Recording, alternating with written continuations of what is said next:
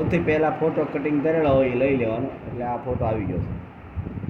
બરાબર, આ ફોટો આવી જાય એટલે એપ સેવ આ એ મારે ઓલરેડી આવેલું છે. આને અત્યારે આપણે કાઢી નાખી, મેક સિલેક્શન ઓનલી એપ પથ એને કાઢી નાખ્યું. એટલે F7 દબાવવાનું. કીબોર્ડની અંદર F7 કી આવે એ દબાવો એટલે અહીંયા જો લેયર છે, લેયરની બાજુમાં પથ દોરેલું તમારો એરો છે ત્યાં માઉસનો પથ દબાવો એટલે પથની નીચે આ વર્ક પથ આવી ગયો. હા, પછી રાઈટ ક્લિક કરો, રાઈટ ક્લિક માઉસની રાઈટ ક્લિક કરો ને એટલે મેક સિલેક્શન આવે. મેક સિલેક્શનને ઓકે આપવાનું. અહીંયા ફેધર રેડિયસ આવે ને ત્યાં 2 નંબર આપી દેવાના, તમારા કદાચ કોઈ પણ હોઈ શકે. અહીંયા 2 આપી દેવાનો, પછી આપી દેવાનું ઓકે. પછી આ ફોટો છે ને એ સિલેક્ટ થઈ ગયો છે એટલે એને Ctrl+C આપવાનો. Ctrl+C આપો એટલે કોપી થઈ જાય. પછી તમારે બીજું કોઈ બેકગ્રાઉન્ડ બનાવવું છે તો અહીં ડુપ્લિકેટ કરો આ ફોટાને એટલે બની જાય. આ ડુપ્લિકેટ બની ગયો. હવે આને કલર આપવાનો. ધારો કે બ્લેક કરો તો બ્લેક થાય, વ્હાઇટ કરો તો વ્હાઇટ થાય.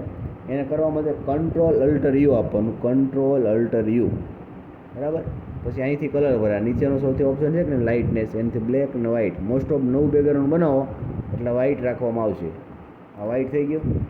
હવે એ ફોટો આપણે જે સામેથી કોપી કર્યો ને એ પેસ્ટ કરવા માટે Ctrl+V કરો એટલે પેસ્ટ થઈ જાય. આ Ctrl+V એટલે ફોટો અહીંયા આવી ગયો.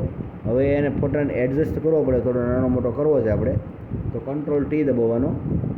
Ctrl+T દબાવો પછી શિફ્ટ અને અલ્ટર બંને કી એક સાથે દબાવી રાખવાની અને આ રીતે આમ ધીમેથી નાનો કરવાનો. પછી મૂકી દેવાનો. નાનો થઈ ગયો છે આપણે જેટલો જોઈએ છે એટલો. Okay, done. એન્ટર આપો તો બી હાલે ને ડબલ ક્લિક કરો તો બી ચાલે. હવે રહ્યું બાકી આમાં પાછળ બેકગ્રાઉન્ડ બદલવાનું. તમને જે ગમતું હોય, જે જગ્યાએ પડ્યું હોય એ બેકગ્રાઉન્ડમાં જવાનું અને બેકગ્રાઉન્ડને ડ્રોપ ખેંચી અને ત્યાં મૂકી દેવાનું. ફોટોશોપમાં આવી જાય એટલે બેકગ્રાઉન્ડને Ctrl+A આપવાનો, Ctrl+C આપવાનો અને Ctrl+W આપવાનો એટલે બેકગ્રાઉન્ડ જતું રહેશે. પછી આ જે ફોટો છે ને ત્યાં આવીને અંદરનું બેકગ્રાઉન્ડ સિલેક્ટ કરવાનું. રાઈટ ક્લિકથી માઉસના રાઈટ ક્લિકથી બેકગ્રાઉન્ડ સિલેક્ટ કરવાનું. સિલેક્ટ થઈ જાય એટલે Ctrl+A આપો, Ctrl+Shift+V આપવાનું પછી એટલે બેકગ્રાઉન્ડ ત્યાં પેસ્ટ થઈ જાય. પેસ્ટ થઈ ગયું એટલે પછી એને પાછું Ctrl+T આપવાનું અને બેકગ્રાઉન્ડને એડજસ્ટ કરવાનું. Ctrl+Shift+Alt+થી બેકગ્રાઉન્ડને પકડીને પછી એરાથી ખેંચવાનું. આ રીતે આ મારે અત્યારે કમ્પ્લીટ થઈ ગયું એડજસ્ટ. મને જે બેકગ્રાઉન્ડ ગમ્યું મેં કહ્યું